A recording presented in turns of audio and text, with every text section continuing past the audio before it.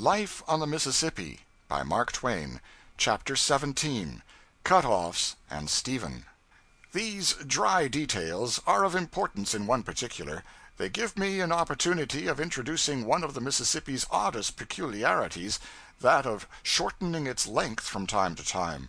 If you will throw a long, pliant apple paring over your shoulder, it will pretty fairly shape itself into an average section of the Mississippi, that is, the 9 or 10 miles stretching from Cairo, Illinois, southward to New Orleans, the same being wonderfully crooked, with a brief straight bit here and there at wide intervals. The 200-mile stretch from Cairo northward to St. Louis is by no means so crooked, that being a rocky country which the river cannot cut much. The water cuts the alluvial banks of the lower river into deep horseshoe curves, so deep, indeed, that in some places, if you were to get ashore at one extremity of the horseshoe and walk across the neck, half or three-quarters of a mile, you could sit down and rest a couple of hours while your steamer was coming round the long elbow at a speed of 10 miles an hour, to take you aboard again. When the river is rising fast, some scoundrel whose plantation is back in the country, and therefore of inferior value, has only to watch his chance, cut a little gutter across the narrow neck of land some dark night, and turn the water into it, and in a wonderfully short time a miracle has happened, to wit, the whole Mississippi has taken possession of that little ditch, and placed the countryman's plantation on its bank, quadrupling its value, and that other party's formerly valuable plantation finds itself away out yonder on a big island, and the old watercourse around it will soon shoal up. Boats cannot approach within 10 miles of it, and down goes its value to a fourth of its former worth. Watches are kept on those narrow necks at needful times, and if a man happens to be caught cutting a ditch across them, the chances are all against his ever having another opportunity to cut a ditch. Pray observe some of the effects of this ditching business. Once there was a neck opposite Port Hudson, Louisiana, which was only half a mile across in its narrowest place. You could walk across there in 15 minutes, but if you made the journey around the Cape on a raft, you traveled 35 miles to accomplish the same thing. In 1722, the river darted through that neck, deserted its old bed, and thus shortened itself 35 miles. In the same way it shortened itself 25 miles at Black Hawk Point in 1699. Below Red River Landing, Recursi Cutoff was made, 40 or 50 years ago, I think. This shortened the river 28 miles. In our day, if you travel by river from the southernmost of these three cut-offs to the northernmost, you go about 70 miles. To do the same thing 176 years ago, one had to go 158 miles. Shortening of 88 miles in that trifling distance. At some forgotten time in the past, cut-offs were made above Vidalia, Louisiana, at Island 92, at Island 84, and at Hales Point. These shortened the river, in the aggregate, 77 miles. Since my own day on the Mississippi, cut-offs have been made at Hurricane Island, at Island 100, at Napoleon, Arkansas, at Walnut Bend, and at Council Bend. These shortened the river, in the aggregate, 67 miles. In my own time a cut-off was made at American Bend, which shortened the river 10 miles or more. Therefore, the Mississippi between Cairo and New Orleans was 1,215 miles long 176 years ago. It was 1,180 after the cut-off of 1722. It was 1,040 after the American Bend cut-off. It has lost 67 miles since. Consequently, its length is only 973 miles at present.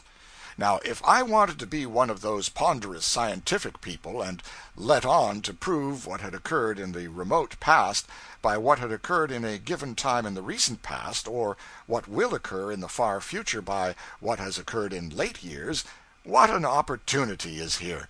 Geology never had such a chance, nor such exact data to argue from. Nor development of species, either. Glacial epochs are great things, but they are vague, vague. Please observe, in the space of 176 years the lower Mississippi has shortened itself 242 miles. That is an average of a trifle over 1 mile and a third per year. Therefore, any calm person who is not blind or idiotic can see that in the old Oolitic Silurian period, just 1,000,000 years ago next November, the lower Mississippi River was upwards of 1,300,000 miles long, and stuck out over the Gulf of Mexico like a fishing rod.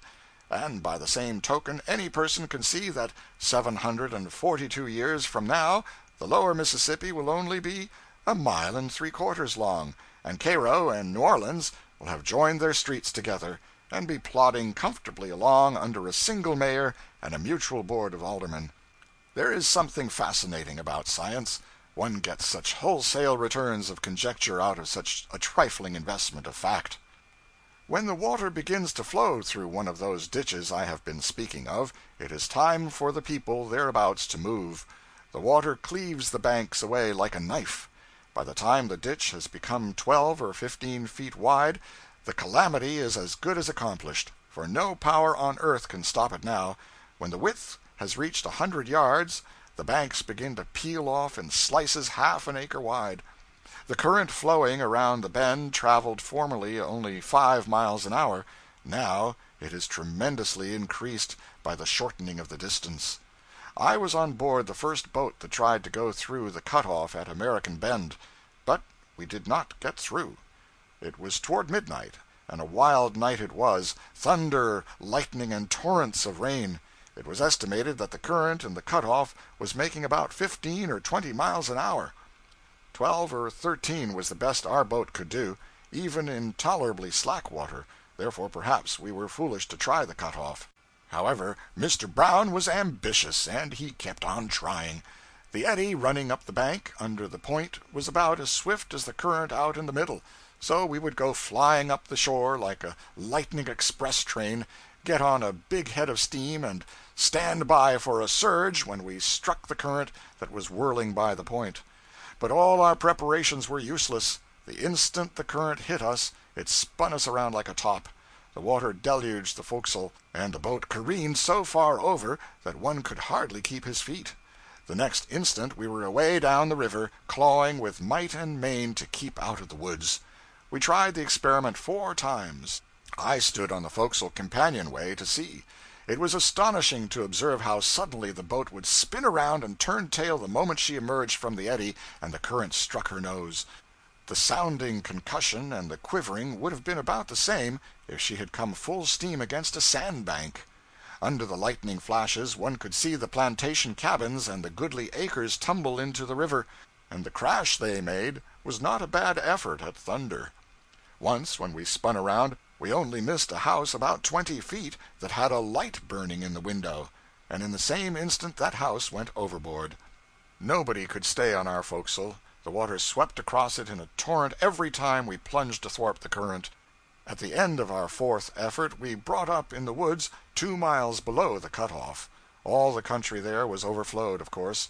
A day or 2 later the cut-off was 3/4 of a mile wide, and boats passed up through it without much difficulty, and so saved 10 miles. The old Raccourci cut-off reduced the river's length 28 miles. There used to be a tradition connected with it. It was said that a boat came along there in the night and went around the enormous elbow the usual way, the pilots not knowing that the cut-off had been made. It was a grisly, hideous night, and all shapes were vague and distorted. The old bend had already begun to fill up, and the boat got to running away from mysterious reefs and occasionally hitting one. The perplexed pilots fell to swearing, and finally uttered the entirely unnecessary wish that they might never get out of that place. As always happens in such cases, that particular prayer was answered, and the others neglected. So to this day that phantom steamer is still butting around in that deserted river, trying to find her way out. More than one grave watchman has sworn to me that on drizzly, dismal nights he has glanced fearfully down that forgotten river as he passed the head of the island, and seen the faint glow of the specter steamer's lights drifting through the distant gloom, and heard the muffled cough of her escape pipes and the plaintive cry of her leadsman. In the absence of further statistics, I beg to close this chapter with one more reminiscence of Stephen. Most of the captains and pilots held Stephen's note for borrowed sums, ranging from $250 upward. Stephen never paid one of these notes, but he was very prompt and very zealous about renewing them every 12 months. Of course, there came a time, at last, when Stephen could no longer borrow of his ancient creditors, so he was obliged to lie in wait for new men who did not know him. Such a victim was good-hearted, simple-natured young Yates. I use a fictitious name, but the real name began, as this one does, with a Y. Young Yates graduated as a pilot, got a berth, and when the month was ended and he stepped up to the clerk's office and received his $250 in crisp new bills, Stephen was there. His silvery tongue began to wag, and in a very little while Yates' $250 had changed hands. The fact was soon known at pilots' headquarters, and the amusement and satisfaction of the old creditors were large and generous. But innocent Yates never suspected that Stephen's promise to pay promptly at the end of the week was a worthless one. Yates called for his money at the stipulated time. Stephen sweetened him up and put him off a week. He called then, according to agreement, and came away sugar-coated again, but suffering under another postponement. So the thing went on. Yates haunted Stephen week after week to no purpose, and at last gave it up. And then, straightway, Stephen began to haunt Yates. Wherever Yates appeared, there was the inevitable Stephen, and not only there, but beaming with affection and gushing with apologies for not being able to pay. By and by, whenever poor Yates saw him coming, he would turn and fly, and drag his company with him, if he had company. But it was of no use. His debtor would run him down and corner him. Panting and red-faced, Stephen would come, with outstretched hands and eager eyes, invade the conversation, shake both of Yates' arms loose in their sockets, and begin. "My, what a race I've had! I saw you didn't see me, and so I clapped on all steam for fear I'd miss you entirely. And here you are. There, just stand so, and let me look at you. Just the same old noble countenance." To Yates' friend, "Just look at him! Look at him! Ain't it just good to look at him? Ain't it now? Ain't he just a picture? Some call him a picture. I call him a panorama. That's what he is, an entire panorama. And now I'm reminded how I do wish I could have seen you an hour earlier. For 24 hours I've been saving up that $250 for you, been looking for you everywhere. I waited at the Planters from 6 yesterday evening till 2 o'clock this morning without rest or food. My wife says, 'Where have you been all night?' I said, 'This debt lies heavy on my mind.' She says, 'In all my days I never saw a man take a debt to heart the way you do.' I said, 'It's my nature. How can I change it?' She says, 'Well, do go to bed and get some rest.' I said, 'Not till that poor noble young man has got his money.' So I set up all night, and this morning out I shot, and the first man I struck told me you had shipped on the Grand Turk and gone to New Orleans. Well, sir, I had to lean up against a building and cry, so help me goodness, I couldn't help it. The man that owned the place come out cleaning up with a rag, and said he didn't like to have people cry against his building. And then it seemed to me that the whole world had turned against me, and it wasn't any use to live any more. And coming along an hour ago, suffering no man knows what agony, I met Jim Wilson and paid him the $250 on account. And to think that here you are now, and I haven't got a cent. But as sure as I am standing here on this ground, on this particular brick, there, I've scratched a mark on the brick to remember it by. I'll borrow that money and pay it over to you at 12 o'clock sharp tomorrow. Now, stand so. Let me look at you just once more." And so on. Yates' life became a burden to him. He could not escape his debtor, and his debtor's awful sufferings on account of not being able to pay. He dreaded to show himself in the street, lest he should find Stephen lying in wait for him at the corner. Bogart's billiard saloon was a great resort for pilots in those days. They met there about as much to exchange river news as to play. One morning Yates was there. Stephen was there too, but kept out of sight. But by and by, when about all the pilots had arrived who were in town, Stephen suddenly appeared in the midst, and rushed for Yates as for a long-lost brother. "Oh, I am so glad to see you! Oh, my soul, the sight of you is such comfort to my eyes! Gentlemen, I owe all of you money. Among you I owe probably $40,000. I want to pay it. I intend to pay it, every last cent of it. You all know, without my telling you, what sorrow it has cost me to remain so long under such deep obligations to such patient and generous friends.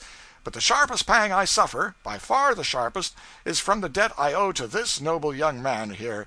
And I have come to this place this morning especially to make the announcement that I have at last found a method whereby I can pay off all my debts. And most especially I wanted him to be here when I announced it. Yes, my faithful friend, my benefactor, I've found the method. I've found the method to pay off all my debts, and you'll get your money.' Hope dawned in Yates's eye. Then Stephen, beaming benignantly, and placing his hand upon Yates's head, added, 'I am going to pay them off in alphabetical order.' Then he turned and disappeared. The full significance of Stephen's method did not dawn upon the perplexed and musing crowd for some 2 minutes. Then Yates murmured with a sigh, 'Well, the wise stand a gaudy chance. He won't get any further than the seas in this world, and I reckon that after a good deal of eternity has wasted away in the next one, I'll still be referred to up there as that poor ragged pilot that came here from St. Louis in the early days.' End of chapter 17.